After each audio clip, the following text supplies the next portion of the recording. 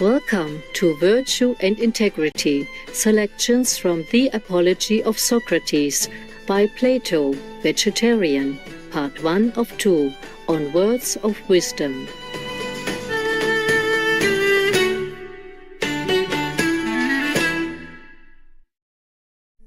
The venerated Socrates was born in Athens, Greece, circa 470 BC.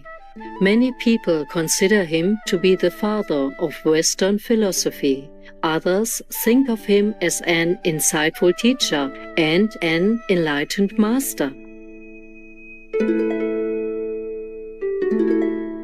Socrates believed that an individual's main purpose on earth was to discover the truth. He stated that most people focus their lives around their families, careers, and social responsibilities, when in fact they should be concerned about the welfare of their souls. With compassion for all life, Socrates followed and promoted a vegetarian diet. Most of the information about Socrates, his life and his philosophy was transcribed after his departure by two of his students, Plato and Xenophon.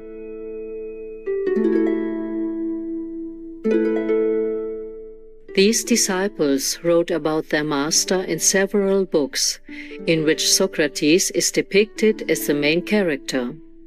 One of Plato's most famous and influential works is The Apology of Socrates. This is a philosophical, legal defense that Socrates used in the unjust court trial against him, which Plato recorded as an audience of the court. Here, Socrates expounds on the importance of being virtuous and choosing to do good, even in the face of hardship.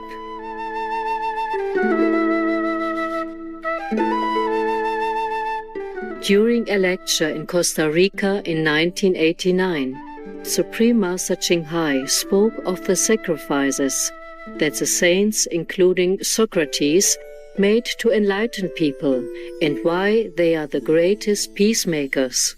All the saints in the past worked very hard to enlighten people, even though by doing so they have to endure many kinds of criticism, misunderstanding, and hardship, sometimes even risking their lives, such as in the case of Jesus and Socrates. Also Buddha, many people wanted to kill him, also tried to blacken his name. But despite all of this difficulty, the saints always endure for the sake of people. The saints are the greatest peacemakers, the greatest politicians, who always bring peace into the world, the king without any throne, because they don't need anything in this world. Today we would like to present excerpts from Plato's The Apology of Socrates, where Socrates shows his wisdom and courage by explaining why we must do what is virtuous and right, and refrain from doing what we know is evil.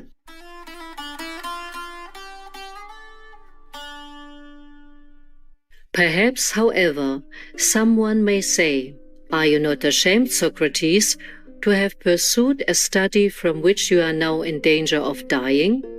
To such a person I should answer with good reason.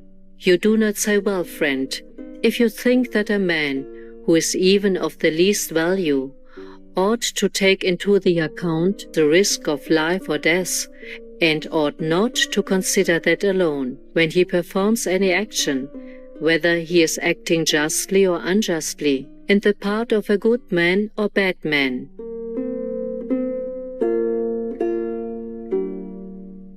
For thus it is, O Athenians, in truth, wherever anyone has posted himself, either thinking it to be better or has been posted by his chief, there, as it appears to me, he ought to remain and meet danger, taking no account either of death or anything else in comparison with disgrace.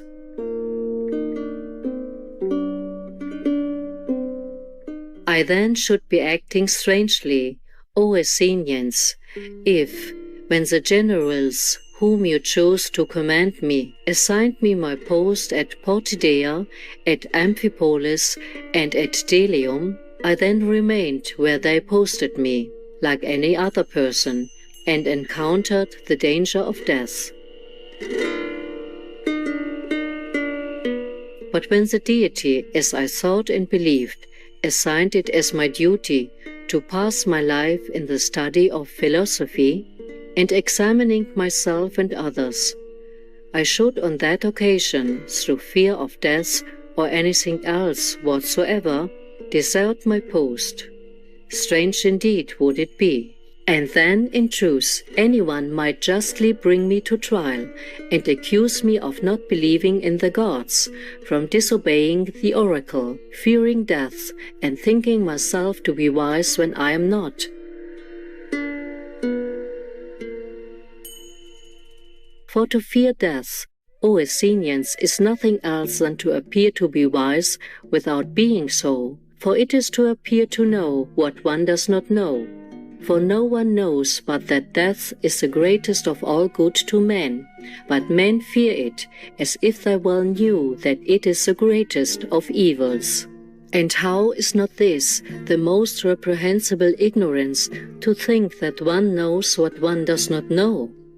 But I, O Athenians, in this perhaps differ from most men, and if I should say that I am in anything wiser than another, it would be in this, that not having a competent knowledge of the things in Hades, I also think that I have not such knowledge. But to act unjustly and to disobey God, I know is evil and base. I shall never, therefore, fear or shun things which, for aught I know, may be good, before evils, which I know to be evils, O Athenians. I honor and love you, but I shall obey God rather than you, and so long as I breathe and am able, I shall not cease studying philosophy, and exhorting you and warning any one of you I may happen to meet, saying, as I have been accustomed to do, O best of men, seeing you are an Athenian, of a city the most powerful and most renowned for wisdom and strength, are you not ashamed of being careful for riches, how you may acquire them in greatest abundance and for glory and honor, but care not nor take any thought for wisdom and truth, and for your soul, how it may be made most perfect?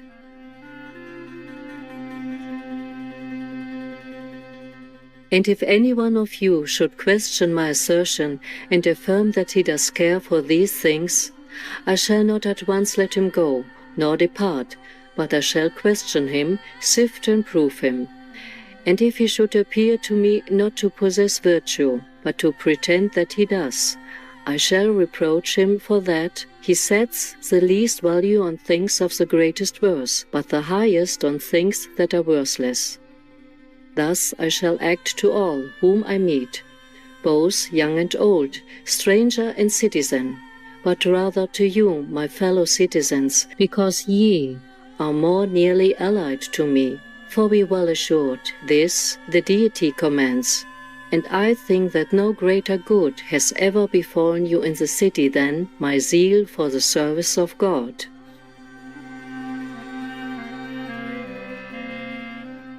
For I go about doing nothing else than persuading you, both young and old, to take no care either for the body or for riches, prior to or so much as for the soul, how it may be made most perfect, telling you that virtue does not spring from riches, but riches and all other human blessings, both private and public, from virtue.